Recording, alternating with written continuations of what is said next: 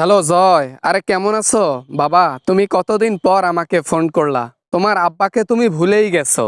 মানুষ কত ফোন করে বাবাকে, তুমি তোমার আব্বাকে একটা বারও ফোন করো না দিনে। আব্বা ভালো আছেন আপনি?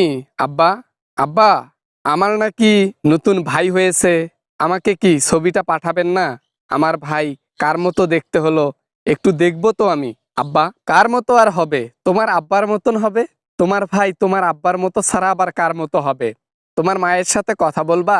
হ্যাঁ, আমার পাশেই কিন্তু আছে, বাচ্চা নিয়ে দাঁড় হয়ে। কথা বললে ফোনটা দেই না? আব্বা থাক, আমি ফোনে কথা বলবো না। আম্মার সাথে কথা বলছি, আমি সকালবেলা কথা বলছি, টাকা চাইছি, ফোন রেখে দিছে রাগ করে। আমার তো টাকা চাওয়ার আর কোনো জায়গা নাই, আপনি একটু বুঝাইয়েন তো। আরে বাবা, কত টাকা লাগবে বলো, সমস্যা নাই।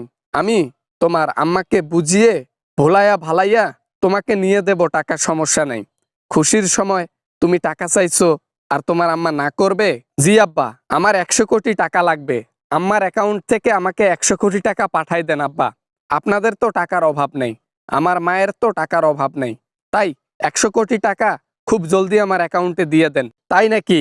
আচ্ছা ঠিক আছে, তোমার আম্মাকে ম্যানেজ করে তারপর ওর দ্বারা তোমাকে টাকা পাঠাই দেব, সমস্যা নেই।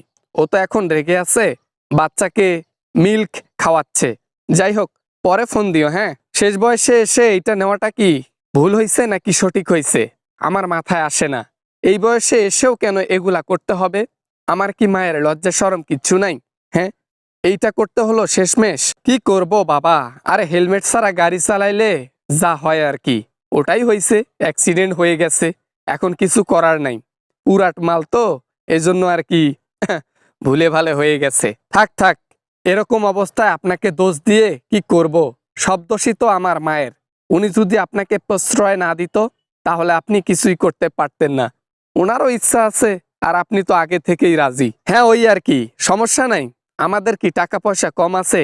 চিন্তা করতেছি অ্যাক্সিডেন্টলি যেটা হয়েছে সেইটার চাইতে আরো 2-1টা বেশি নিব, কারণ টাকা পয়সার তো অভাব নেই, উত্তরাধিকারী তো আরো লাগবে। একটা সময় মানুষ আমাকে বলতো তোমার মা পিয়নের সাথে আজে বাজে সম্পর্ক রাখতো। কথাটা তখন বিশ্বাস করি নাই, কিন্তু এখন বিশ্বাস করতে একটুও দ্বিধাবোধ মনে হচ্ছে না। শুধু পিয়ন না, আরো কত কি করেছে আমার গোপনে মা, সেটা আমি এখন বুঝতে পারতেছি। হায় রে, কপাল নিয়ে জন্মিছি একটা। আমি যে কার সন্তান এটাই মনে হয় এখন আমি জানি না। থাক থাক, মনের মধ্যে দুঃখ নিয়ে লাভ নেই, ঠিক আছে? টাকা পয়সা ম্যানেজ করে দিব, তুমি সুখে এবং বিলাসবহুতার জীবন যাপন করো, সমস্যা নেই। টাকা পয়সা লাগলে বলিও। আরে, সন্ধ্যায় রাজি না হলে রাতে রাজি হবে তোমার মা, বোঝো নাই? টেকনিক জানা আছে আমার, কেমনে রাজি করাইতে হবে। এজন্য ওই রাতের বেলা একবার ফোন দিও 12টার পর। আব্বা আপনি যা ইচ্ছা করেন, সমস্যা নাই। বিগত 8 মাস 10 মাস হইলো আমার মা আপনার কাছে আছে।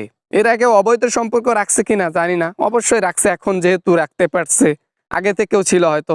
আমার টাকা লাগবে ব্যাস, আর কিছু ভাবার চিন্তা কিছু করার নাই। টাকা লাগবে, টাকাটা পাঠাই দিয়ে আর কিছু বলবো না। খোদা হাফেজ, ভালো থাকবেন, সুখের জীবন যাপন করেন। আরে হ্যাঁ, সমস্যা নেই, টাকা পয়সা নিয়ে টেনশন করো না, টাকা পয়সা তোমাকে পাঠাই দিব ওলা, সমস্যা নেই। আরে এরকম খুশির সময় তুমি দিল্লিতে আসবা বাবা, এখানে এসে মিষ্টি টিষ্টি খায়া যাও।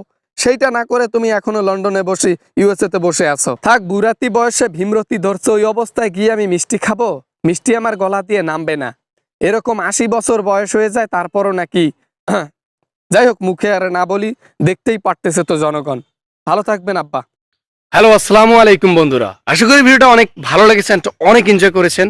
আসলে হাসিনা দিল্লিতে অনেক দিন ধরে আছে, ভাবলাম হয়তোবা এরকম কোনো একটা কিছু সিচুয়েশন ক্রিয়েট হয়েছে, তো এটার উপর ভিত্তি করে একটা ভিডিও তৈরি করছি। জানি না সত্য কি, তবে এটা হতে পারে আর কি। তো ভিডিও ভালো লাগলে অবশ্যই লাইক করবেন, বন্ধুদের সাথে শেয়ার করবেন। দেখা হবে পরবর্তী অ্যামেজিং ভিডিওতে। সবাই ভালো থাকবেন, সবাই সুস্থ থাকবেন। খোদা হাফেজ।